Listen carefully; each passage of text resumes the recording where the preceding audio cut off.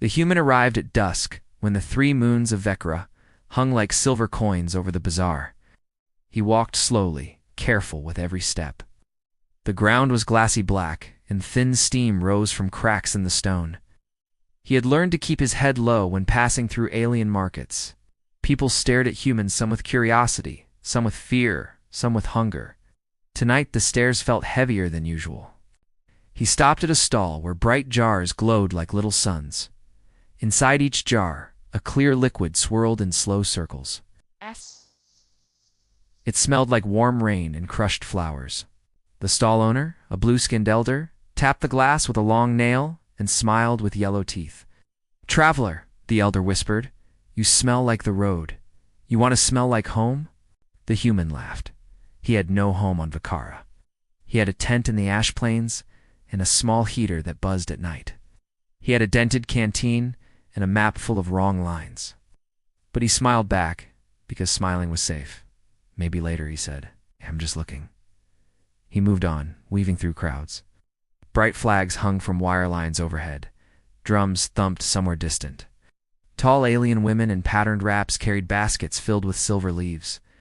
A group of armored hunters walked by like a wall, their helmets shaped like jaws. He kept walking, kept breathing slow and steady. He tasted the air spice, metal, smoke, and something sweet. That sweet scent came from everywhere, like it had soaked into the stones. He followed it toward a lane of small stalls where bottles were lined up in careful rows. The sign over the lane was painted in flowing script. He could not read it, but the meaning felt simple. Since he reached out to touch a tiny bottle shaped like a tear. Its glass felt warm, as if someone had been holding it moments before. A quiet voice spoke close behind him. "Don't touch that," the voice said. "It's not for you." He turned. She stood within arm's reach. Not tall, but steady, like a spear planted in the ground. Her skin was pale bronze with faint stripes that were almost invisible until the lamps caught them. Her eyes were wide and clear, a color like storm water. She wore a short cloak with a high collar and a thin chain around one wrist. A folded cloth pouch hung from the chain, the fabric stained a deeper brown along its seam. "I didn't mean harm," he said. "I'm a visitor, I know," she said. "Everyone knows. You walk like you're trying not to bother the world." There was no mockery in her words. It sounded like a fact. He nodded once. "Just moving through," he said. Her gaze dropped to his hands, rough, scarred, still. "You're from a violent place," she murmured.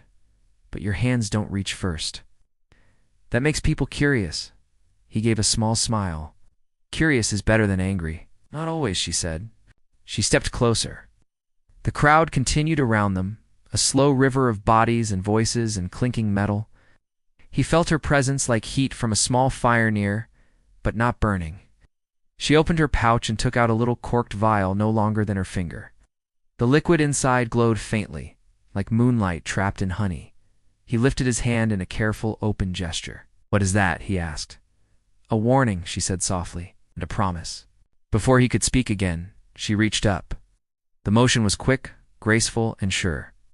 With her thumb, she drew a line of the glowing liquid along the inside of his wrist. The scent rose at once, bright and warm, like crushed citrus with a darker note underneath something earthy, something alive. He froze, not because of fear, but because the world seemed to hold its breath. She moved again, drawing a second, smaller mark just below his collarbone, where his shirt dipped open. Her touch was gentle, but there was no question in it. She returned the vial to her pouch and pressed the cork down with her thumb. He exhaled. "What did you do?" She met his eyes with the same steady look. "Spoke," she said. "Our kind speaks with scent as well as words." I told them, this human is claimed. Claimed, he almost laughed, but the word tasted dangerous. The air around them changed, the nearby voices dimmed. He saw faces turn. Some were surprised, some were angry, some were unreadable.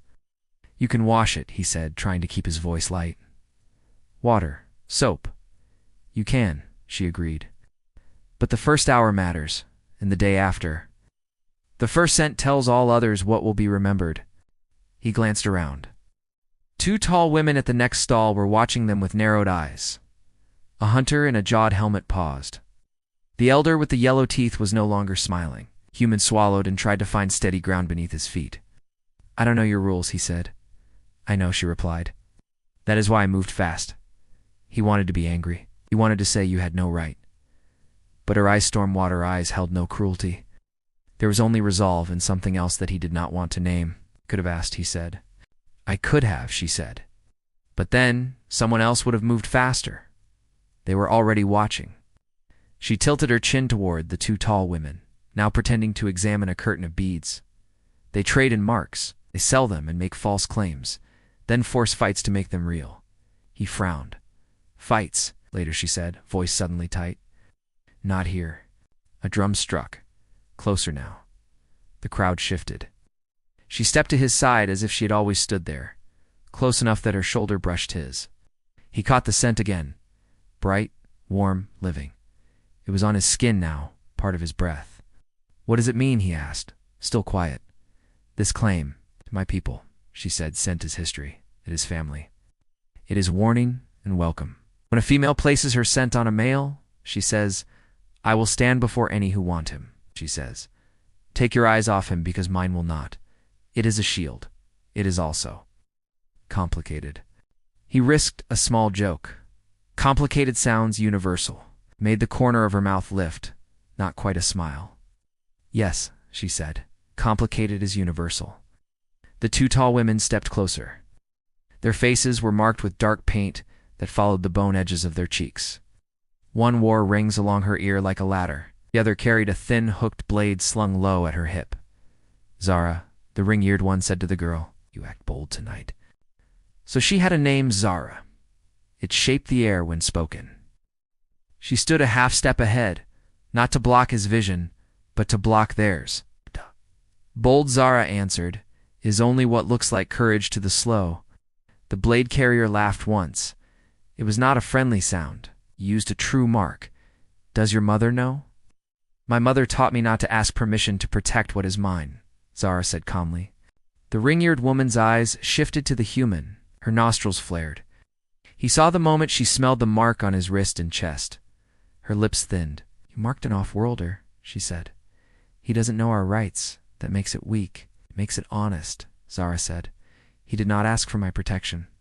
I gave it. If he refuses later, he can wash it. But for now, you will back away. The blade carrier tilted her head, measuring. Do you think your little bottle will stop anyone? She asked. Marks are lines drawn in smoke. Wind blows. Zara's voice did not rise, but the air around her seemed to harden. Then breathe carefully, she said, because the wind shifts fast. The ring-eared woman's gaze sharpened. She flicked her fingers. The blade carrier took one step forward, just one, and a hush spread with her like a shadow. The crowd could feel the weight of a possible break. The human felt it too. He stared at the hooked blade and wondered how quickly he could move if he had to. Enough, the elder with the yellow teeth said from his stall, but it was a thin sound, easily lost. The blade carrier lifted her chin. Let him speak, she said. If he says he is not yours, the mark fades. Say it, off-worlder. Say you refuse her. The human looked at Zara. She did not look back. Her eyes stayed on the two women, calm but cold. The set of her mouth said, I do not need him to defend me. And yet she had placed her scent on him, a warning, a promise, a shield. He could lie. He could end it right here. He could say, I refuse, walk away, and scrub the scent until his skin turned red. It would be safer. It would be simple. But he thought of how fast she had moved, not for herself, but to place a barrier between him and those who dealt in false claims. He thought of the way she had stood half a step ahead, not to hide him, but to hold the line. He did not know their rules, but he knew one thing: intent carried weight on every world. He opened his mouth. A horn sounded across the bazaar, low, long and final. The crowd shifted again, not in curiosity this time, but in caution. Lamps dimmed to half-light. From the far end of the scent lane, 4 figures in bone-white cloaks appeared, walking in a straight line. Their faces were covered. They carried staffs wrapped with dried vines. Zara went still. The ring-eared woman swore under her breath. Even the elder lowered his eyes. Council watch, Zara whispered. They weren't supposed to patrol tonight. The white-cloaked figures stopped 10 paces away. The foremost one lifted a staff. The dried vines rattled like teeth in a jaw. Who placed a true claim in trade light? The figure asked. The voice was neither male nor female, flat and heavy, like something spoken from inside stone. No one answered. Duh. The blade carrier's hand slid closer to her hook. The ring-eared woman looked ready to speak and swallow the words at the same time. The figure's head turned, slow as a moonrise, until the blank face pointed at the human. The staff lifted a fraction. You, it said. Step forward. The human felt the scent on his skin grow warm again, as if it heard and answered. Zara's hand touched his sleeve, light but steady. Don't run, she said. Running means guilt here. I'm not guilty, he said. I know, she replied. But this world is not gentle with the unsure. He nodded once. He took a step forward into the half-light, the scent bright in his breath, the crowd a tight ring at his back. The white masks watched without eyes. Zara stood to his right like a fixed star. The two rivals waited, tense and hungry. This claim, the figure said, voice like stone again. It is true? The human looked at Zara. She finally looked at him, and he saw fear hidden under discipline, like a small bird behind a shield. He also saw that if he said no, she would not beg. She would accept the cut and make her stand alone. Lifted his marked wrist so the moon-bright line showed in the dim, bizarre light. He did not say yes. He did not say no. He did what he always did on worlds with hard rules. He told the truth he could live with. I did not ask for it, he said, voice clear. But she placed it to keep harm away. Harm was coming. The figure's staff tilted a degree as if listening to the words instead of the scent. The crowd held its breath again the second time tonight. The world had gone quiet for a human's answer. In that case, the stone voice said, the night will judge. The staff struck the ground once. The vines rattled. The lamps around the lane flickered and went dark, one by one, leaving only moonlight and the faint glow from the mark on his skin. Stay close, Zara whispered. Then the bazaar changed, and the first test of the claim began. The bazaar lay in silence after the council watch left, though silence in such a place was never complete. A distant drumbeat throbbed like a fading heart. The smell of smoke clung to the air, mixing with the strange, sweet scent that still clung to the human skin. The crowd had scattered into cautious groups, whispering but not daring to step too close. All eyes, however, remained fixed on him. He stood in the dim moonlight with the alien girl Zara. His wrist still glowed faintly from the mark she had placed on him. He turned it upward, staring at the thin line of light that pulsed as if alive. What now? He asked her quietly. Zara's shoulders were stiff. Her hand rested against the pouch at her hip, where the scent vial lay hidden again. Her storm-colored eyes lifted to his face. Now everyone knows. Knows what? That you belong to me, she said. Her voice did not tremble. She spoke like someone stating the color of the sky. He gave a short, nervous laugh. That's not how it works where I come from. This is not where you come from, Zara said firmly. Here, the first mark makes the claim. Others must yield or challenge. He shook his head. I didn't agree to any of this. I know. She stepped closer, lowering her voice so only he could hear. But if I had not moved, someone else would have. It would have claimed you not for care, but for control. Do you think those women watched you because they admired you? They'd watched you because they wanted to use you? They would have dragged you into their rivalries. Would have been nothing but bait for their fights. Her words sank into him. He remembered the tall women with painted faces, the way they stared like hawks spotting prey. He looked down again at the glowing mark, feeling it throb faintly in his pulse. So you decided for me? He asked. Yes, Zara said, unwavering. Because if I waited, you would have been eaten alive by their games. The human exhaled sharply, running a hand across his face. I'm not a toy, and I don't like being treated as one. You're not a toy, Zara said. Her tone softened, just slightly. That is why I stepped in. Do you not understand? I chose you, not because you are weak, but because you were already surrounded by eyes ready to strip you apart. For a moment, her eyes shifted softer, vulnerable. And because. She stopped, pressing her lips together, swallowing words she didn't want the night to hear. He frowned. Because what? Her jaw tightened. It doesn't matter. Before he could press her, the two rival women stepped forward again. Their tall figures cut sharp against the moonlight, faces shadowed but eyes gleaming with disdain. "Zara," the one with the blade hissed, "you dare use a true mark on a stranger, on a human?" The ring-eared woman added, "This is against tradition. You think your little bond will protect him? You've insulted us all." Zara stood tall, though her frame was smaller than theirs. She raised her chin. "Where's my scent? That makes him mine. If you have grievance, you know the path. Challenge." The two women exchanged glances, anger burning like fire between them. But for now, they held back. "You've sealed your doom, girl," the blade carrier spat. "The council will not ignore this." They withdrew into the shadows, muttering curses. The human let out a long breath, realizing only then that his muscles had been tense as stone. "You make enemies fast," he said. Zara's lips curved into something close to a smirk. "Better enemies than parasites." He shook his head.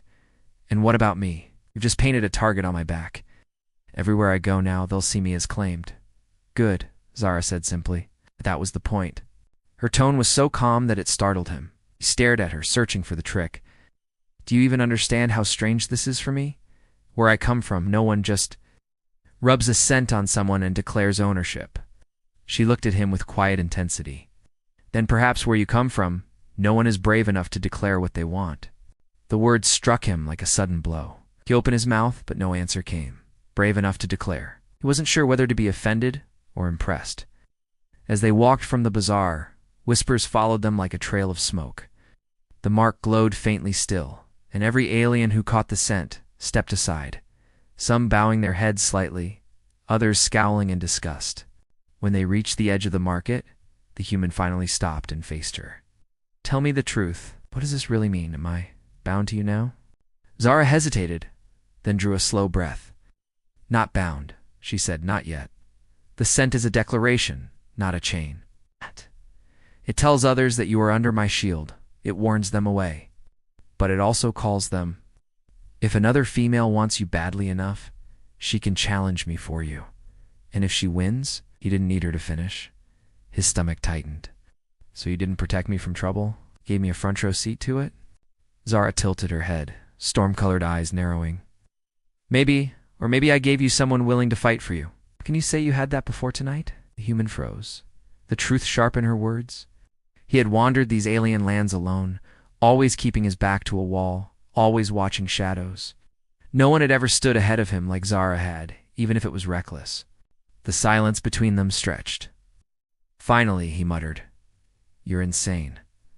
Her lips curved faintly. "Perhaps.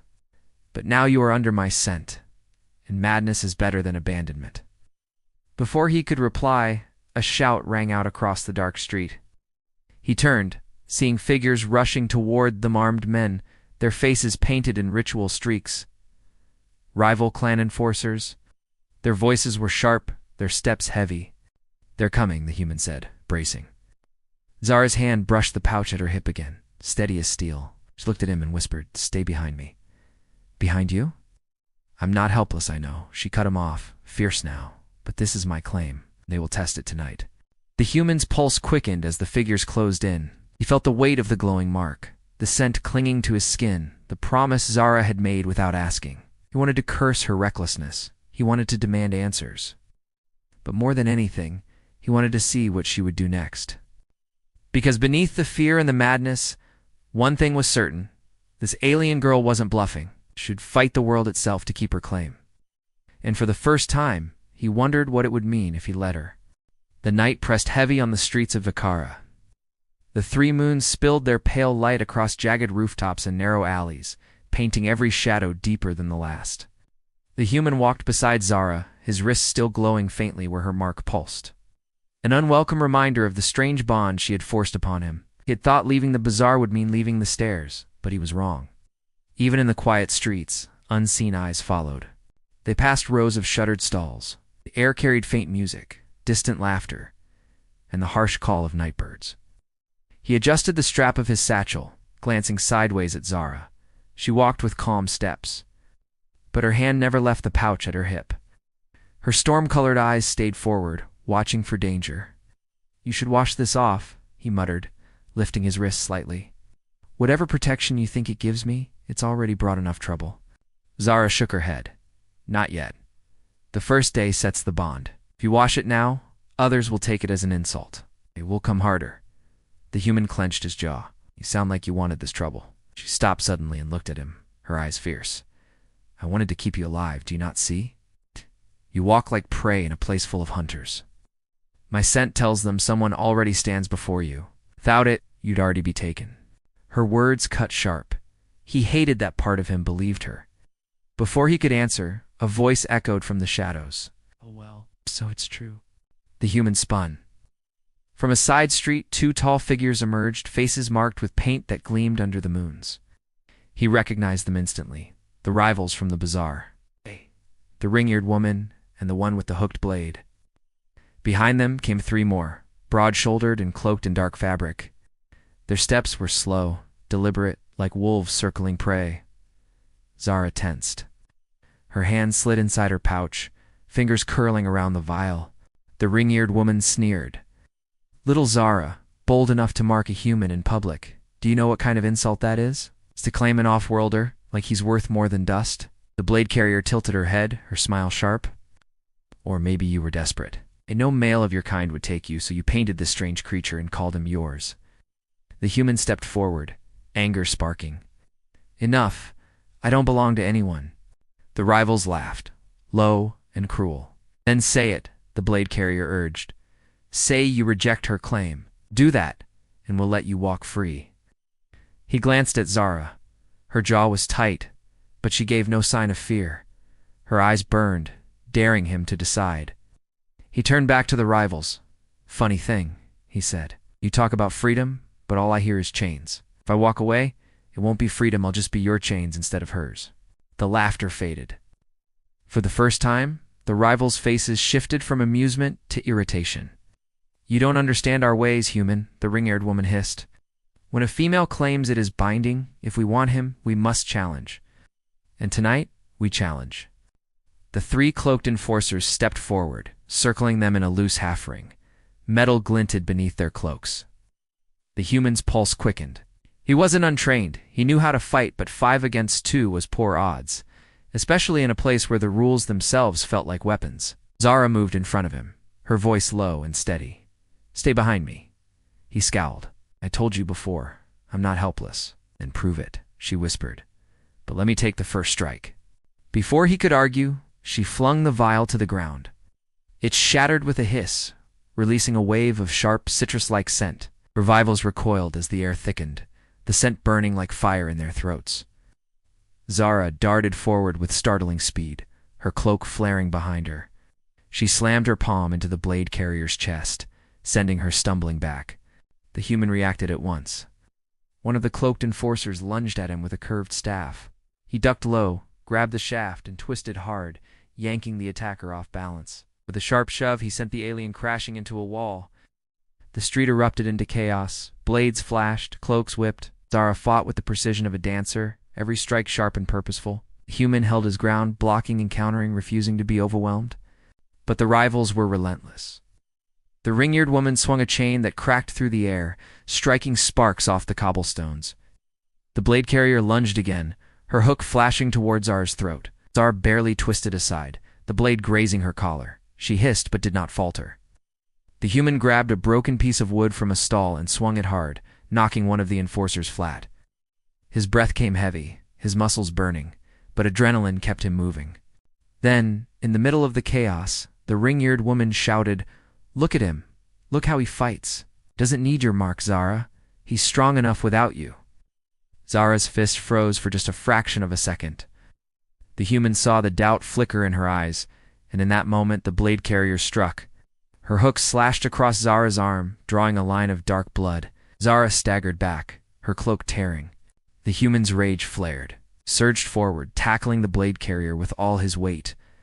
They crashed into the ground, rolling hard. The hook clattered away. He pinned her down, his forearm against her throat. Touch her again, he growled, his voice low and deadly, and you'll regret it. The rival's eyes widened. For a moment, the fight froze. Even the ring-eared woman hesitated, staring at the human with something between shock and respect. Zara rose slowly, her bleeding arm pressed against her chest. She looked at him, storm eyes blazing with something deeper than gratitude. "He is mine," she said, her voice carrying clear through the street. "Do you hear me? You can hate it, you can challenge it, but you will never take him." Her words struck the rivals like iron. The enforcers slowly pulled back, dragging the blade carrier to her feet. The ring-eared woman spat on the ground. "This isn't over, Zara," she snarled. "You've bound yourself to him. And when the council sees what you've done, both of you will pay." They melted back into the shadows, leaving the street littered with broken wood, spilled blood, and the fading burn of scent. The human stood breathing hard, his fists still clenched. Zara swayed slightly, but when he stepped toward her, she straightened, refusing to look weak. "You're hurt," he said. "It's nothing," she replied, though her arm dripped steadily. He looked at her, truly looked this time, at her reckless courage, at her defiance in the face of enemies twice her size, at the way she had stood before him, claiming him not as a trophy, but as someone worth fighting for. "Insane," he muttered again, but softer this time. Her lips curved faintly, even through pain. "Maybe. But now the world knows. You're mine." He should have felt trapped. He should have felt angry. But instead, as the scent still clung to him and the memory of her bloodied arm burned in his mind, he felt something far more dangerous. He felt like maybe, just maybe, he didn't mind. The next morning came with no peace. The human awoke in his tent outside the alien city, the air still heavy with the sweet, strange scent clinging to his skin. He rubbed his wrist hard against the blanket, trying to erase the faint glow where Zara's mark pulsed like a heartbeat. But no matter how much he scrubbed, it lingered. Outside, voices grew louder. Footsteps crunched over the black stone. A horn sounded deep, slow, and final. He pushed the flap of the tent aside and froze. Half a dozen white-cloaked figures stood waiting, council watch. Their staffs were wrapped in dried vines, and their faceless masks glared like blank moons. Behind them, a crowd gathered. Among them were the rivals from the night before, watching with satisfied smirks. The leader of the watch spoke in a voice like stone grinding against stone. "The mark has been seen. The claim has been challenged. You will come." Zara stepped forward from the edge of the crowd, her wounded arm bound with cloth, her eyes hard but steady, looked at him once, then bowed slightly toward the watch. "We will come." The human clenched his fists. "What does this mean?" Zara's voice was quiet, sharp. "It means they will not let us walk free. The council demands a test, a trial of ownership." He stared at her, incredulous. "Ownership? I'm not a piece of livestock." Her storm-colored eyes met his, unflinching.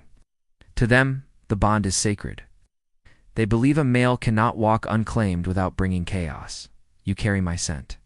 That means my claim must be tested. And if you fail," he asked. Her silence was answer enough. The watch led them through the streets. The crowd thickened, murmurs following like smoke. Some whispered in disgust, others with curiosity. A few even nodded with strange approval.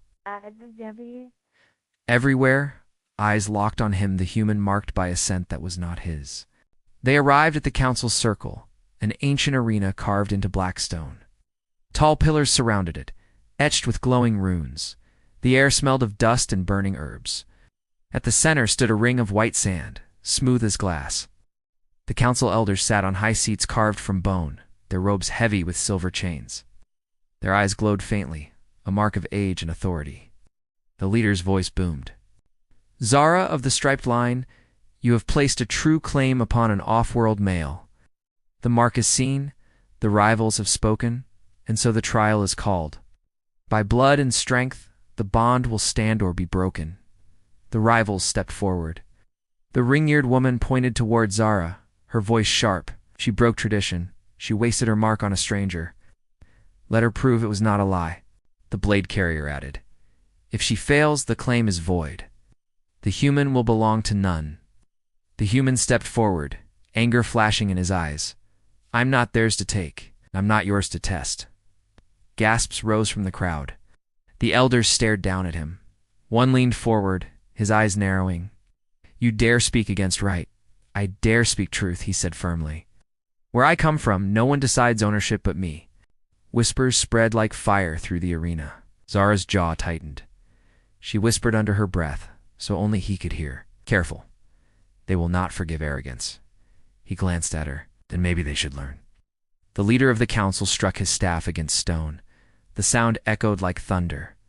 The human speaks boldly.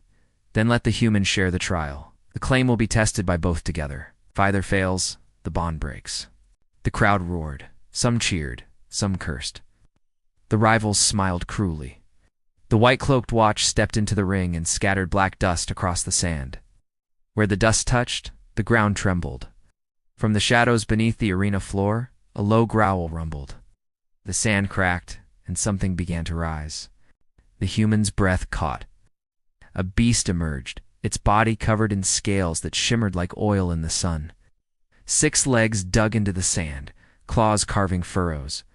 Its head was broad, its mouth lined with jagged fangs. A crest of bone jutted from its skull, and smoke hissed from its nostrils. Its eyes glowed like molten stone. The crowd shouted one word in unison, Thrynak. Zara's face remained calm, but her hand trembled slightly. She leaned close to the human. This is the test. The beast chooses. If we stand together, if we face it without fear, the claim holds. If we falter, the bond dies. He stared at her, disbelief in his voice. You brought me into this mess, and now you're telling me to stand against a monster with nothing but my hands. Her eyes, storm dark and burning, locked onto his. I told you before, I will stand before any who come for you. But today you must stand with me. The Thrynak roared, shaking the ground. The sound rattled his bones. Lunged forward, claws tearing the sand. The human's instincts screamed to run, but Zara didn't move. She planted her feet, cloak billowing, and raised her wounded arm like a banner. He looked at her, at the girl who had marked him, bled for him, and stood unyielding in front of death. Something shifted inside him. Fear was still there, but it no longer ruled him. He stepped forward, standing shoulder to shoulder with her. Fine, he muttered. But if we survive this, we're going to have a very long conversation. Zara's lips curved, the faintest ghost of a smile. Agreed. The Thrynak charged, its jaws opened wide, fangs glinting in the moonlight. Together, human and alien moved. Zara darted left, striking at its eye with a shard of stone she had hidden in her cloak. The human swung low, grabbing a length of broken chain from the sand, wrapping it around one of the beast's legs. The crowd roared as the fight exploded. Sand flew, fangs snapped, claws tore the air. The human's heart pounded like thunder, but he didn't falter. For every step he stumbled, Zara pulled him steady. For every wound she risked, he struck back twice as hard. At one point, the beast knocked him flat, its jaws snapping inches from his face. Zara screamed his name and hurled herself onto its back, driving the shard deep into its neck. The beast shrieked, rearing back. The human rolled free, grabbed the chain, and yanked with all his strength. Together, they dragged the Thrynak crashing into the stone pillar at the edge of the ring. The monster lay thrashing, its roar fading. The sand turned dark with its blood. Then silence fell. The council leader rose, his voice carried like thunder. The trial is complete. The claim stands. The crowd erupted, cheers, curses, shouts. The rivals' faces twisted with fury, but they dared not speak. Zara stood tall, blood staining her cloak, her eyes fierce. The human stood beside her, breath ragged but unbroken. He looked at her, still stunned, still furious. But also against his will something else. Respect. Zara met his gaze. Now, she whispered, they all know. You belong to me. He should have argued. He should have shouted that no one owned him. But instead, he only shook his head, muttering under his breath. Maybe he said, or maybe we belong to each other. The arena emptied slowly after the beast fell. The crowd's cheers and curses lingered in the air like smoke, drifting long after the trial ended. The human and Zara were led out by the council watch, their white masks gleaming under the moons. The elders had spoken, the claim stood. But victory did not bring peace. As the crowd scattered, whispers slithered through the streets. Some called the human brave. Others called him cursed. But nearly all eyes burned with envy or anger. Back in the quiet of the ash plains, the human sat in his tent, washing the dust and blood from his arms. His wrists still bore faint traces of the glowing mark, though the fight had dulled its light. Zara sat nearby, her cloak torn, her wounded arm wrapped in fresh bandages. She didn't flinch at the pain, but her storm-colored eyes stared unblinking into the fire between them. Finally, he broke the silence. "Tell me the truth. What happens now? Are they going to keep testing us until one of us dies?" Zara's lips pressed thin. "The trial has silenced the council for now, but the rivals will not stop. They hate that I marked you. They hate more that you fought beside me. To them, you've proven too much. You made the claim stronger." The human rubbed his forehead. "I didn't fight for the claim. I fought because that beast was about to eat us alive." Her gaze flicked to him. "Intent doesn't matter to them, only action. You stood with me. That makes it real," he sighed. "And if I decide I don't want it to be real?" Her shoulders stiffened. "Then you would try to wash away the scent. And if you did, every rival in the city would descend upon you. They would challenge me. They would challenge each other, and you would be caught between. To them, the forbidden act is not claiming it, is rejecting the claim." He leaned back, staring at the flickering firelight. "So I'm trapped." Her eyes softened, just slightly. "You are shielded." "There is a difference." Before he could argue, a sound came from outside. A faint scrape against the stone. The human reached for the broken length of chain he had kept from the arena. Zara rose silently, hand going to the vial pouch at her hip. The tent flap rustled, and then, without warning, a figure slipped inside. It was one of the rival women, the blade carrier. Her eyes gleamed in the firelight, sharp as the curved hook she carried. But what startled him most was not her weapon, it was the way she looked at him. Her gaze was fixed not on Zara, but on the human, hungry and angry all at once. "You shouldn't have survived," she hissed. "Beasts should have torn you apart.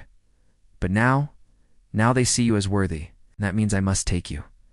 She stepped closer. Zara moved instantly, placing herself between them. "Leave," Zara warned. "You know, the trial was witnessed. His scent is mine." The rival smirked, "And let's see if he feels the same." Before Zara could stop her, the blade carrier lunged out with her weapon, but with her hand. She grabbed the human's arm, pressing her palm against his skin. Something cold and oily smeared from her fingers, a dark liquid with a sharp metallic scent. It clung to him instantly, burning faintly like acid.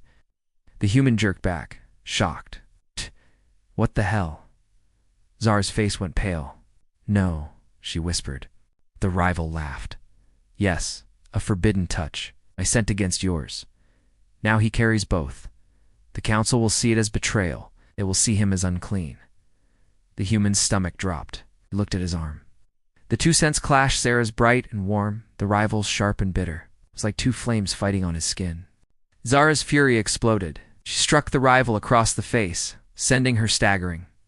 The blade carrier's hook clattered to the ground, but her laughter rang out. "The damage is done. He belongs to none now." The human grabbed her by the collar and shoved her toward the flap. "Get out!" he roared. She stumbled into the dust outside, but her laughter echoed as she vanished into the night. Silence fell again. Only the fire crackled. The human stared at his arm, breathing hard. What did she mean? What happens now? Zara knelt beside him, her hands trembling as she touched his wrist. The scents clashed so strongly that even the air seemed to throb with them. Her storm eyes filled with something he had never seen before: fear. "She defiled the bond," Zara whispered. "Her scent on top of mine. It means conflict. It means you are claimed twice. That is forbidden." He swallowed. "Forbidden how?"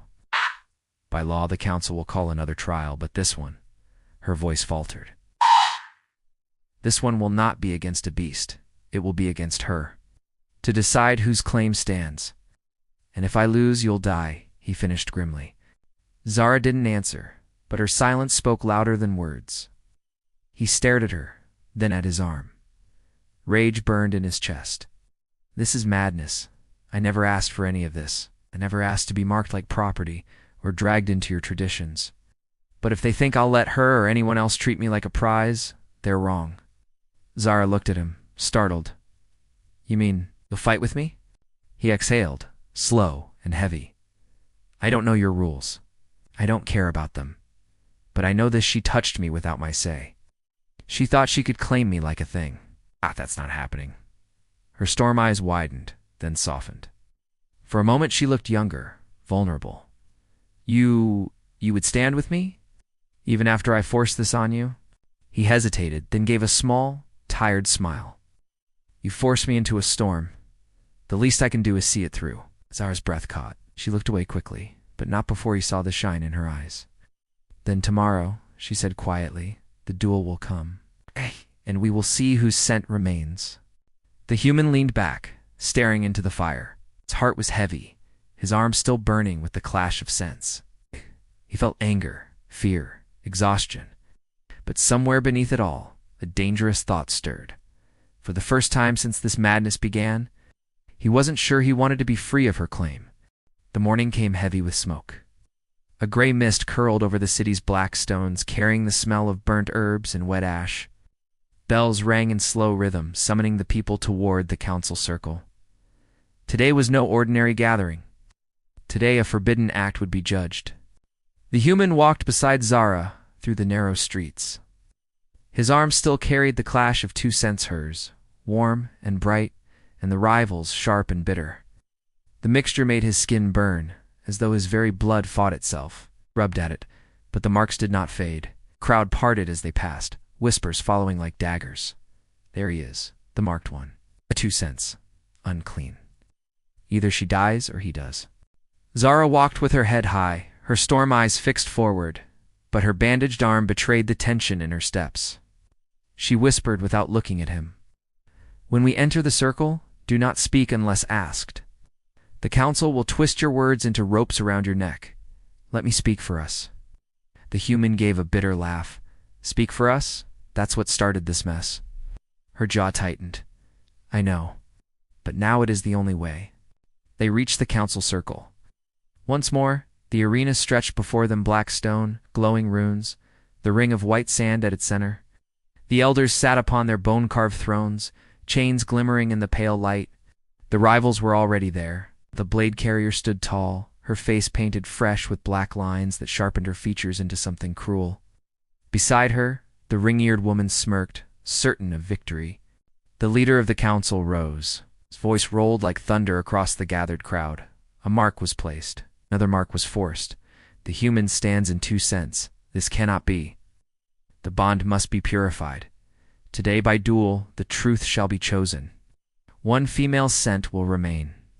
The other will vanish forever." Gasps echoed. Some in the crowd cheered, others jeered. The human clenched his fists. This wasn't a trial, was a death sentence disguised as tradition. The blade carrier stepped into the sand. Her hook glinted under the moons. She raised her chin toward the council. "I claim the human. Zara's mark is false. She is weak. I will prove it." Zara stepped forward, her cloak torn, but her stance unyielding. "The human wears my scent because I chose him not as prey, but as shield I will stand. If she wants him, she must take him from me." The crowd roared approval. The human stepped forward, anger boiling over. "Enough," he shouted. His voice carried across the circle, silencing even the drums. "I am not a prize. I am not a thing for you to claim or pass like a coin." The council leader's mask turned toward him. "You wear the marks. The bond must be judged. You are not outside it. You are the center of it." "Then let me fight," the human said. "If you want to decide who stands with me, let me choose. Put me in the circle." Shock rippled through the crowd. Zara's eyes widened. "No," she whispered. "This is not your duel. It's mine." The blade carrier laughed. "You think you can stand against me, human? You have no right, no bloodline. Yeah, fight means nothing here." The human met her gaze, unflinching. "Then let's make it mean something." The elders murmured among themselves. Finally, the leader struck his staff against stone. "Very well, the trial will change. Both claimant and claimed shall stand together. If the bond is true, they will fight as one. If false, they will fall apart. And the survivor's scent will decide." The crowd erupted. Some shouted in outrage, others cheered for blood. Zara turned to him, fury and fear in her eyes. "Why did you do that?" "Because," he said quietly, "I won't watch you bleed for me again. If this is about choice, then I'll make mine." Her lips parted, but no words came. For the first time, her fierce mask cracked, and he saw something vulnerable beneath. She looked at him like he had just broken a law greater than the council's, because he had broken into her heart. The blade carrier sneered. "So be it. I'll kill you both." The watch scattered black dust across the sand. The runes glowed. The duel began. The blade carrier moved first, swift and brutal. Her hook slashed in an arc toward the human's throat. He ducked, the blade grazing his shoulder. Pain seared, but he pushed forward, grappling her arm. She twisted like a serpent, nearly breaking free, but Zara struck from the side, driving her foot into the rival's ribs. The rival staggered, but only for a moment. She spun, her hook slicing toward Zara. The human yanked her arm, pulling the strike off course. Sand sprayed, runes flashing under their feet. The crowd roared with every clash. For a time, the human and Zara moved like a single storm. He blocked, she struck. She staggered, he pulled her steady. The blade carrier's skill was vicious, but their unity held her back. Then she shifted tactics. With a roar, she feinted toward the human, only to spin and drive her hook deep into Zara's wounded arm. Zara cried out, falling to one knee. "No," the human lunged, fury blazing. He tackled the rival to the ground, slamming her wrist against the stone until her hook clattered away. He pressed the chain around her throat, rage shaking his hands. The crowd screamed, some in horror, some in delight. "End her." Someone shouted. "Prove the bond," another cried.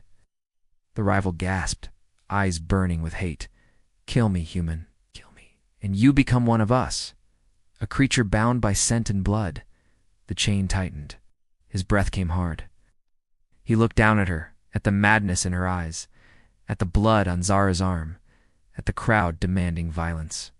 His heart thundered. Then he dropped the chain. "No," he said, his voice steady. "I am not yours. I am not theirs. I don't fight to be owned. I fight for who I choose." He turned, reaching down to pull Zara to her feet. She clutched his arm, her storm eyes wide with disbelief. The rival scrambled back, coughing, defeated. The elders rose. The leader's voice carried across the circle. "The human has spoken. His choice is made. The bond stands." The crowd erupted, some cheering, some raging. The rivals fled into the shadows, their claim broken. The council could do nothing. The human's words had sealed the trial. Zara leaned against him, blood staining her bandage, her breath unsteady. You didn't have to do that," she whispered. He looked at her, his eyes fierce. "Yes, I did. 'Cause this isn't about a claim anymore. It's about us." For a moment, silence fell between them. Then, despite the blood and dust, despite the crowd's chaos, her lips curved into the faintest trembling smile. "You are mad," she whispered. He smiled back, tired but certain. "Maybe, but I'm your mad." And in that moment, for the first time since the mark was made, it no longer felt like a chain. It felt like choice. The duel was over, but the echoes of it lived in every corner of the city. The human and Zara stood side by side in the council circle, dust on their faces, blood on their clothes, and silence hanging heavy around them. Council elders had given their judgment, the bond stood, yet no one left the arena without whispering, without casting looks of fear, envy, or rage. When the watch finally dismissed them, Zara and the human walked through the streets together. The crowd parted, but not like before. It wasn't fear alone that cleared the way this time, it was recognition. Even the fiercest rivals lowered their eyes. Back at the ash plains, the human dropped heavily onto the ground outside his tent, exhaustion rolling over him like a wave. His shoulder burned where the blade had grazed him. His fists were raw from gripping the chain, and his throat ached from shouting. Zara knelt across from him. Her cloak was ruined, her wounded arm trembling from strain, but her storm eyes still carried fire. For the first time since the mark was made, she didn't look untouchable. She looked like someone who had walked through fire and hadn't decided yet if she wanted to survive the burns. "You didn't have to save me," she whispered, her voice almost lost to the crackling fire. The human gave a tired laugh. "It's funny, because you keep saying the same thing to me." She stared at him, lips parting as if to argue, but no words came. Silence stretched between them, filled with unspoken things. Finally, The human lifted his arm, showing the faint clash of scent still fighting across his skin. So what happens now? Do I keep carrying this forever? Do I just stay your property? Her face tightened, but she didn't look away. I told you before, it is not a chain. The scent is a shield. But yes, it means you belong to me. He leaned forward, eyes narrowing. No, that's not enough. I fought beside you. I bled beside you. I made a choice in front of your whole council. And if you think I'll just let you keep saying I belong to you, you're wrong. Her storm eyes flickered, confused. Then what do you want? He stared at her, his voice steady. Not yours, not theirs. Ours. If this bond means anything, it means we belong to each other. The words fell like a stone into still water. Zara's breath caught. Her hand trembled where it rested on her knee. For a moment all the fire left her eyes, replaced by something raw, almost fragile. You would accept that? She whispered. To bind yourself willingly when you could still walk away? He gave a weary smile. Walk away to what? More wandering, more watching my back, more empty nights? No. I'd rather fight beside someone who'll stand in front of me even when it makes no sense. Zara swallowed hard, her eyes shining in the firelight. Slowly, she reached into her pouch and drew out the small vial, the one she had used to mark him the first night. Only a little liquid remained, glowing faintly like trapped moonlight. She held it out between them. Then let us finish it, not as mine, not as yours, as ours. The human didn't hesitate. He extended his hand. Zara pressed a drop of the glowing liquid onto his wrist, then onto her own. The scents rose together, not clashing this time, but blending, twining like two flames feeding the same fire. The air seemed to shift. Even the silence felt heavier, as if the world itself acknowledged what had been done. Zara looked at him, her storm eyes soft for the first time. Now, no one can challenge. Now, they will know it is more than tradition. It is choice. He nodded, his chest tight. For once he didn't feel trapped. He felt steady. But peace didn't last long. A horn sounded from the city, sharp and urgent. Both of them turned, faces hardening. They will come again, Zara said, standing. The rivals may be silenced, but the council will not forget. They will test us again. They fear what they cannot control. The human rose beside her, flexing his raw hands. Then let them come. I didn't choose this fight, but I'll finish it. For a moment, Zara studied him. Then, slowly, she smiled. Not the cold smirk she wore in the market, not the defiant mask she showed the council, but a real smile. You are strange, human, she said softly. Strange in mine? He grinned back. No, yours and mine. Together, they turned toward the distant city lights. The future was uncertain, full of enemies and trials yet to come. But for the first time since their paths had crossed, neither of them felt alone. And that night, as the moons watched silently overhead, the world whispered a truth it had never spoken before. This human didn't just belong to her, she belonged to him too. They belonged to each other,